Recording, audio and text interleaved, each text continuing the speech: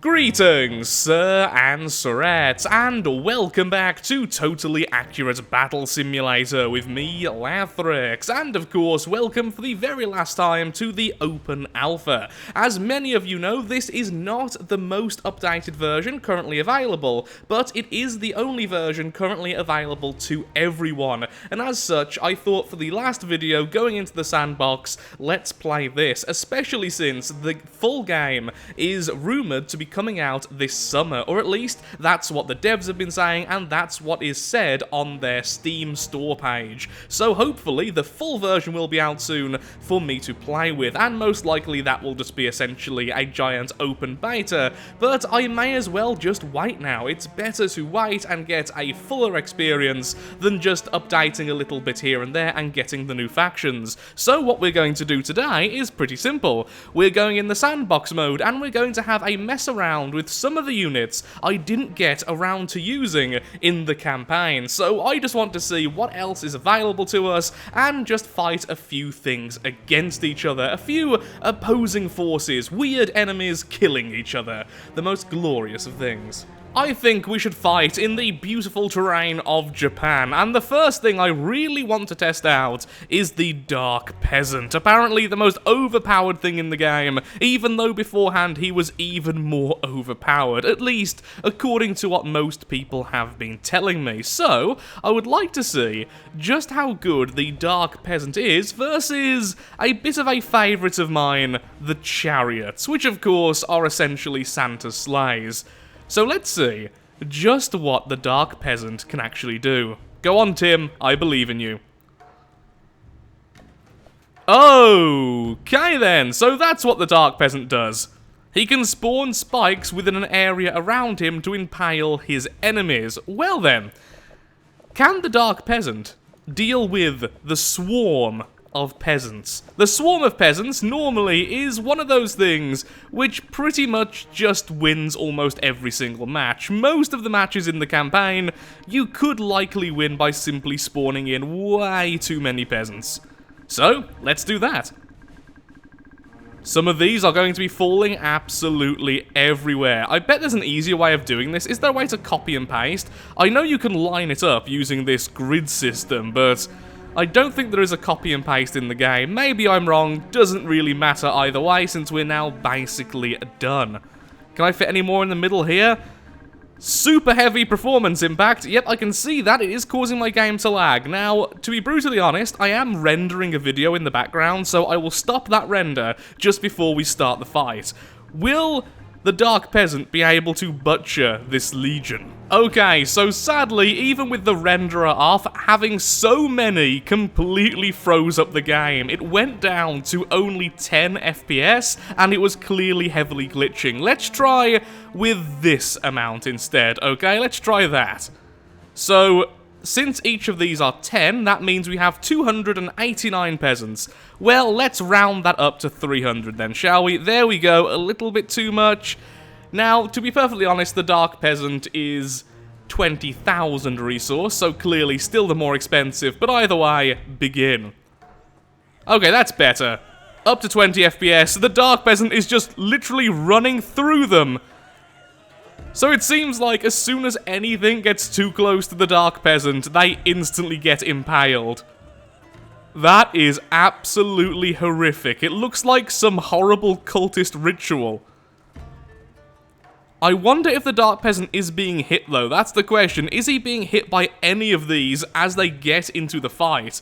Because if they are actually hitting him, they may win. But by the looks of things, that's not going to happen. Oh, the humanity. It's made a wall over there. And the blue peasants are certainly paying for it. Okay, that looks utterly horrific. Yep, we have created a torture scene here, ladies and gentlemen. This is actually going to be in the new Indiana Jones movie. That would be really weird considering the age of Harrison Ford. Come on. You three as well, get in there, try to kill the Dark Tim. I believe in you. Oh no, there's more than 3. I wonder how many are actually alive stuck in the middle of this thing. Where is the Dark Peasant even going? He's just admiring his work. This is his artistic vision. Well, I think it's safe to say that the Dark Peasant really has won this one. I still can't tell if they're all dead since they're glitching into each other. Just look at the maw of death we have created today. There we go, a final red victory. Okay, so same again. This time, let's test out the Super Peasant. Ta-da! I actually have no idea what this one does. So here we go with the Super Peasant. Will it be a Superman thing, or will it be similar to the Super Boxer? Let's find out. Oh, it's definitely a Superman thing. It can definitely fly. Although it is actually taking quite a few hits. Now, the peasants don't do that much damage, as you can well imagine. But we do have 300 of them. Well, they're kind of carrying him off because of their intense numbers. Are they going to walk off the cliff? This is a very valid question. Is that cliff their end destination? Because it certainly seems like it. Although the Super Peasant is slowly going through them.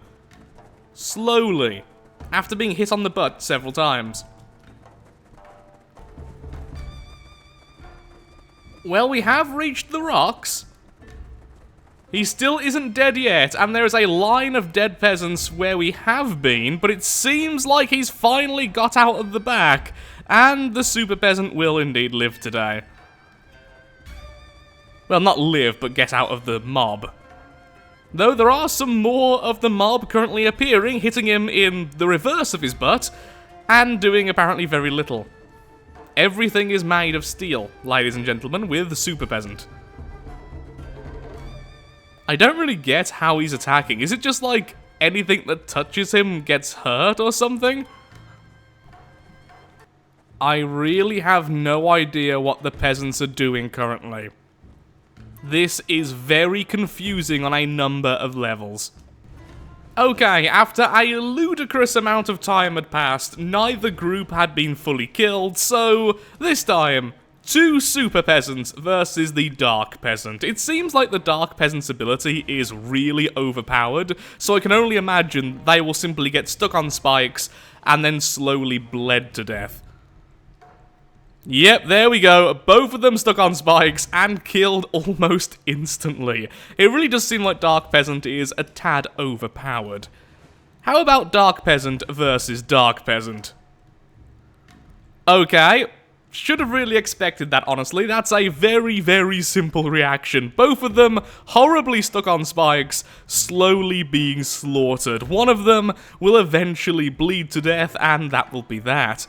Although, it looks like no more spikes are spawning. Maybe they both knocked each other out of range. So let's try this again with the Dark Peasants, but this time way closer. There we go. And no, I was actually wrong. The spikes just don't keep on spawning. I imagine they're just taking damage. This is the weirdest looking thing I have seen in quite some time. A good few minutes later, and it seems like it's either going to be a stalemate or a very, very slow death. So, let's answer a very important question, which I'm sure many of you have already asked yourself. Will the Dark Peasant's ability also pin down the poor chickens? Let's find out. No, the chickens are immune from the wrath of the Dark Peasant, and actually did quite a bit of damage. So, what about if we had the Dark Peasant versus the Chicken Man, but many times over. So these are 4,000 each, he is 20,000, so let's have 5 of those, so it's an even match.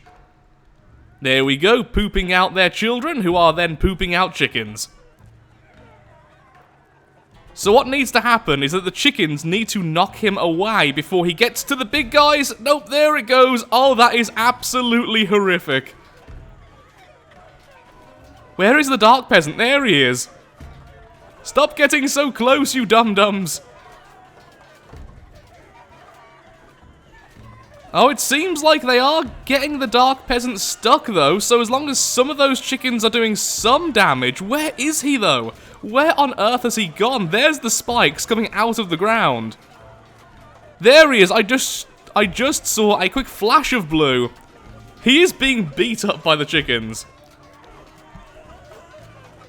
At least, oh, there we go. Finally, the Dark Peasant has been slaughtered. So there we go. The Chicken Man will beat the Dark Peasant if both of them have the same amount of cost. So the next question I have then, because honestly the Dark Peasant is by far the most interesting one so far I've seen, is can you knock it back? So there we go. Let's have 4 of those. 4 of the M16s. Can you knock him away? If you can, this means even things like catapults could probably actually beat the Dark Peasant. Yep, this is just bullying Evil Tim at this stage. And I have no complaints about that, by the way. Can we get him to be knocked off the side? That is a perfectly valid question here. One more shot should do it. And goodbye. Welcome to the Abyss. So, red wins this one. Well done, guys. So, a more important question then is, can Trump defeat the forces of evil? He didn't even shoot. That is worrying. Trump, please say the forces of evil are your enemy. Shoot him.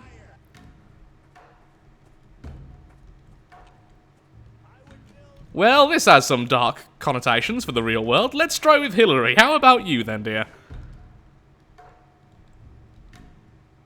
Well, at least you tried. At least you tried, but no. Both of you were no matches for the forces of evil Tim. How about Superboxer? Now, I guess anything which doesn't have a ranged ability will simply get stuck in the air and then slaughtered.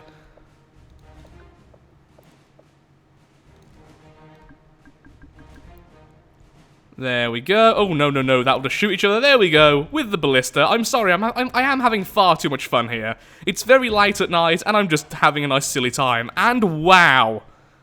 Instant slaughter. Okay, let's have a look at some other units then.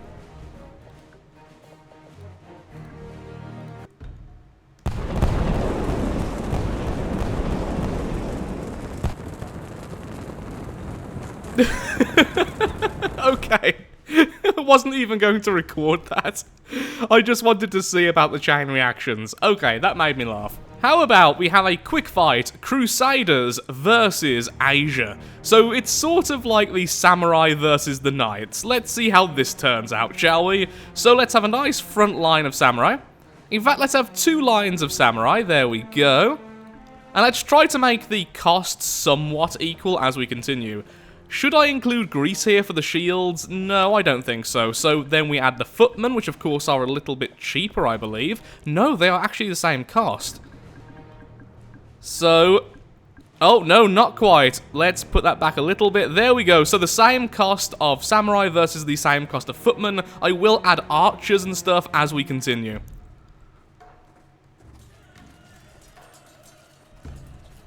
That was incredibly satisfying, and a massive victory for blue. Wow, why did that happen? Let's see. Oh, it's because the samurai's blades are already straight ahead, and then when the red tried to put their blades down, they're already normally hit. So yeah, an utter blue victory again there. Well, that was rather shameful. So after this, let's add some archers.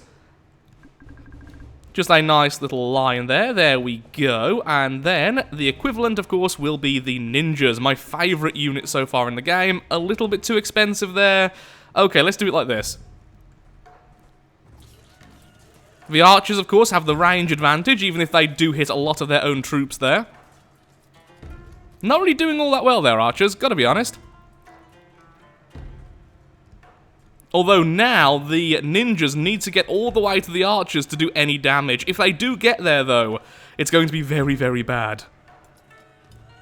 Well, a couple of the archers are down, so when it comes down to it so far, we have learned that the samurai beat the footmen, but the archers beat the ninjas. Let's just see ninjas versus archers as it is then. Begin!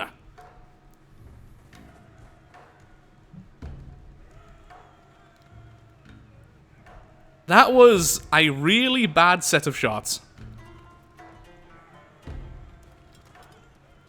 When the ninjas get there, they do some significant damage, but if the range is there, it's just not going to happen. So let's put back our troops then, as we had them before. This time maybe only a single line of each, rather than having 2 lines, so it's less caught up. With footmen going there. Actually, what we could do, let's remove all of these. Let's have the thieves, a quick line of thieves here, versus a line of you guys. So, there we go. That's a little bit favouring the Asians, but not by a huge amount, so that's fine. Then, once again, a line of the regular footmen.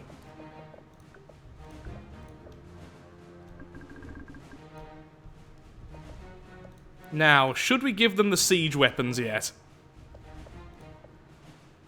I think we should. Okay, so you get 2 of those. And the Crusaders, you will get... Oh dear, that's actually going to be far more expensive. Okay, you can get 2 of those, but in return, Asia gets to have a couple more samurai. Oh no, wrong way around. I thought the cost was more on this guy's side. Apparently not. So in that case then, the Crusaders, you can get an extra couple of footmen. There we go. Begin. Wow, the footmen got absolutely slaughtered there. But the ballista and the archers are still currently online, so I think for this fight, it's going to be the Crusaders again, considering that the Asians' weapons are already down and out. Oh, both of the ballista went down, and once again, it was just a fight between the archers and the ninjas, which the ninjas will lose. The next few units are more of the silly units, though, things like the Samurai Master and the Ninja Master. But I still kind of want that, so you get to have a Ninja Master and a Samurai Master, and the Crusaders will get 2 catapults.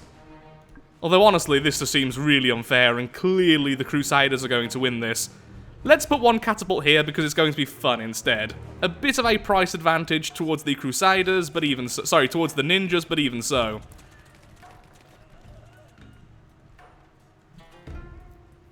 The Samurai Master is still alive and going for the first ballista and getting stuck horribly. The Ninja Master is also still alive, which is great. He is slowly tearing down the archers. I think this will actually be a victory to Asia. Especially since the catapult did so badly. First Asian victory. Okay, let's move the ballista then. Sorry, not the ballista. Let's move the catapult. Put the ballista back where they were, please. Thank you. And let's have the catapults like this. It's going to be far harder for the enemy to catch these guys, but maybe they will be killed in the initial volley, and now the cost is far more equal. This is the final fight, then we will move on. Whoever wins will fight the Vikings. That was a much better set of shots from the catapults. I think the Crusaders may win. It's just the range advantage they have is absolutely ridiculous. Oh, but maybe not. The Ninja Master is still alive, so all depends. Oh, no, there it goes. Too many arrows to the face. And so, clear. The Crusaders were the clear victor. There we are, a small line of Vikings versus a small line of Crusaders. There we go, of the footmen. Begin! Now, every time I've used the Vikings, I've been amazingly disappointed, but the footmen seem to really take the cake of just being very, very incompetent.